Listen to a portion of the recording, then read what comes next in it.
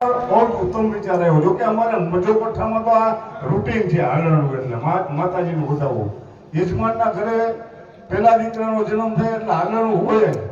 પણ આ વિસ્તારમાં હાલણાનું થોડુંક ચલણ ઓછું છે. એમાં અમારા યજમાન શ્રી હસુભાઈએ હાલણાનું એટલે કે માતાજીના વધારવાનો કાર્યક્રમ રાખ્યો અને એને આવો વિચાર આવ્યો.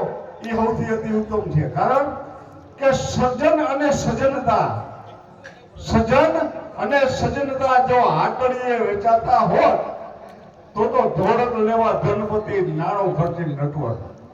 જો પૈસાથી જ બધું મળતું હોય ને તો દુનિયામાં કેટલાય કરોડપતિ અબજોપતિ પડ્યા. પણ માં ભગવતીની કૃપા હોય, માતાજીની તમને કાંઈક પ્રેરણા હોય તો આવા કાર્યો થઈ શકે છે. એટલે આવો સરસ કાર્યક્રમનું આયોજન કર્યું તો અમારા મંડળની પણ કંઈક ફરજ બને છે. એવો અમારા મંડળના નાયક બાપભાઈ અમારા બજરંગ લોક ભવાઈ મંડળ વતી યજમાન શ્રી હસુભાઈનું સન્માન કરવા માંગે છે. હસુભાઈને વિનંતી અહીંયા પધારે.